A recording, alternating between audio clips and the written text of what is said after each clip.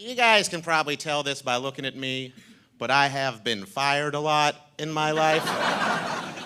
Because I'm 34 years old and I look like a Native American meatloaf impersonator. I saw a guy quit his job the best way ever once. I was working at a restaurant in Texas where I'm from, and this manager, Pat, and this waiter, Richard, got in a huge argument on the dining room floor, and they were screaming back and forth until finally the manager, Pat, grabbed Richard, and he just goes, "All right, Richard, get the hell out, you're fired." And Richard yelled back without missing a beat, "I don't need this goddamn job. I sell Coke." Which is the best way ever to quit your job. Forget your reference, I'm in the dope game now, son. Richard gonna be all right.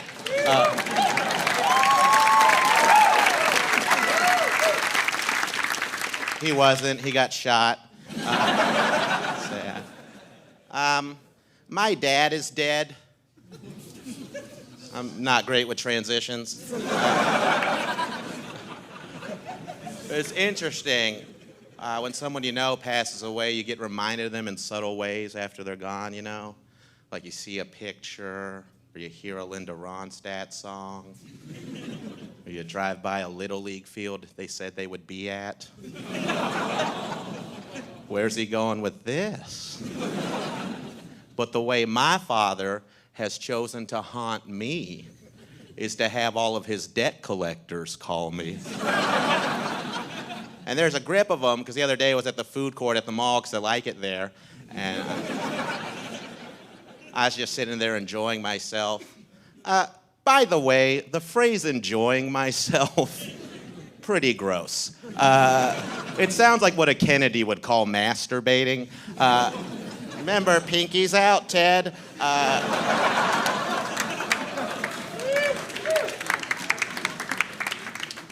But I wasn't masturbating. I was having, yeah. You laugh like a bully's friend. I wasn't masturbating. I was having a Cinnabon, which is a lot like masturbating. Because you hate yourself at the end of either, and the cleanup's the same. So you know when you have a Cinnabon, you're like, it's everywhere! Now I have to do laundry. You sleep in it.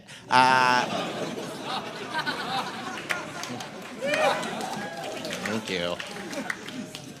I was sitting there with my Cinnabons, and I get a call on my cell phone, pick it up, say hello.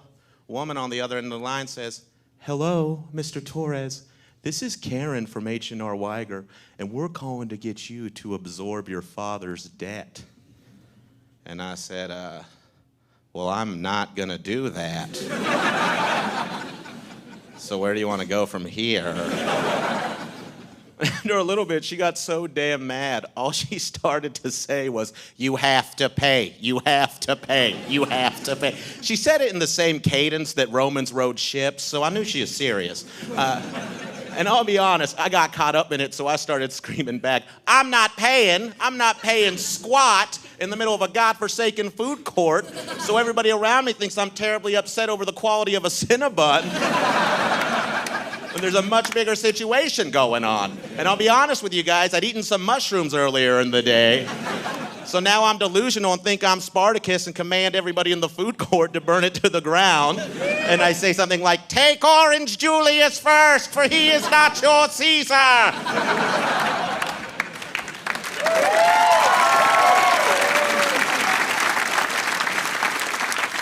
Now bring me a gyro. I stop him, because I'm a merciful Lord. Clue back in with Karen. "Look, you have to pay. You have to." And I said, "I'll tell you what, Karen, let's make a deal." And she said, "Well, what's the deal?" And I said, "I will start paying my father's financial debts to you when you start repaying his emotional debts to me."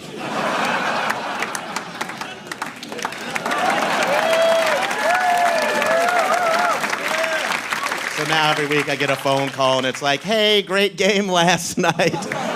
Want to go out for a Cinnabon?"